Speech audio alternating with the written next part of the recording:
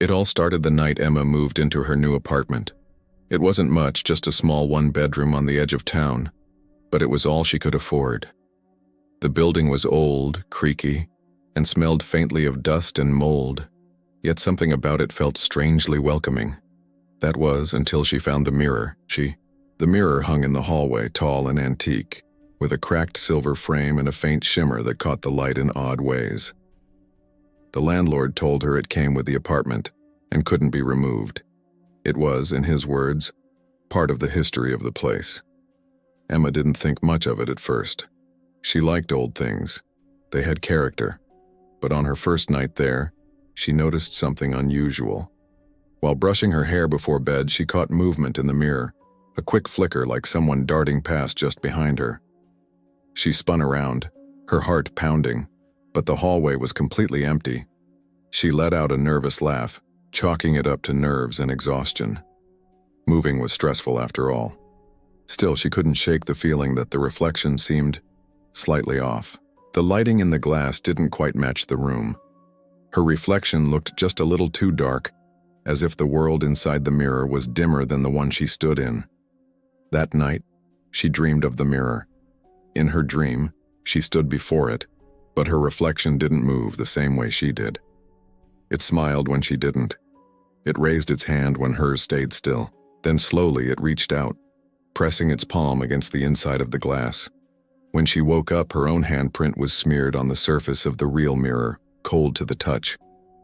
The next day, she tried to ignore it. She worked from home, typing away at her laptop. But every time she walked past the mirror, she felt eyes on her. Once she swore she saw her reflection tilt its head just slightly too late, lagging behind her real movement by a fraction of a second. By the third night, she'd had enough. She grabbed a blanket and threw it over the mirror. For a moment, she felt a wave of relief wash over her. The oppressive feeling was gone, but around midnight she woke up to the sound of glass tapping. Tap, tap, tap. Her heart raced. The sound was coming from the hallway. She crept out of bed and flicked on the light. The blanket had fallen to the floor. The mirror stood bare again, gleaming faintly in the moonlight streaming through the window. Emma's reflection looked normal at first, but then it blinked. She hadn't. She stepped closer, staring in disbelief. The reflection blinked again, slowly, deliberately, and then it smiled. It wasn't her smile, but something wider, colder, and utterly wrong. Emma stumbled back. "This isn't real," she whispered to herself. But when she turned to run, she froze in terror. Her reflection hadn't turned with her. It was still staring directly at her, its head facing forward, its cold smile fixed in place. Then, from behind the glass, came a faint scratching sound, like fingernails dragging across the surface from the inside. That was when the lights flickered. For a terrifying moment, the apartment was plunged into complete darkness. When the lights came back on, Emma screamed. The reflection was gone. The mirror showed only the empty hallway behind her. And then, from somewhere deeper in the apartment, she heard a soft creak, like a footstep. She ran to the mirror and yanked a sheet over it again, her hands trembling uncontrollably. She barely slept that night, every creak of the old building sending a jolt of fear through her. By morning, she tried to convince herself it was all a trick of her mind. Stress, lack of sleep, maybe even the old, faulty lighting. She went about her day, forcing herself to act normal. But when she returned home from buying groceries, the mirror was uncovered again, and this time something new had appeared in the reflection. In the corner of the room behind her, just barely visible, was a dark silhouette.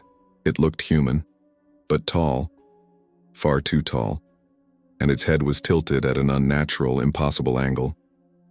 Emma spun around, her breath catching in her throat. Nothing was there. The corner was empty. When she looked back at the mirror, the figure in the reflection had moved closer to her. Her phone slipped from her hand and clattered on the floor. She bolted into the bathroom, slammed the door, and locked it.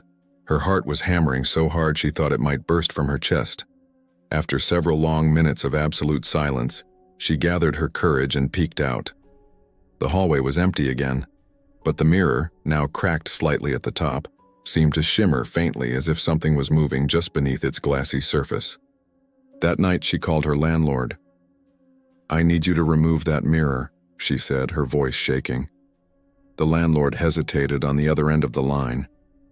"You shouldn't mess with it," he said quietly. "Every tenant who's tried, something happens." "What do you mean something happens?" Emma demanded, but the line went dead.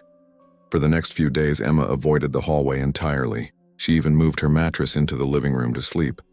But the tapping returned every single night, faint at first, then louder, more insistent. Sometimes she thought she could hear whispering, just barely audible over the sound of her own frantic breathing. Then came the final night. She awoke to the sound of shattering glass. The air in the apartment was freezing cold. Her reflection, no, the thing that looked like her, was standing halfway out of the mirror now, its pale hand gripping the cracked frame. Its face was identical to hers, except for its eyes. They were black, hollow, endless voids. Emma tried to scream, but no sound came out. Her throat was tight with fear.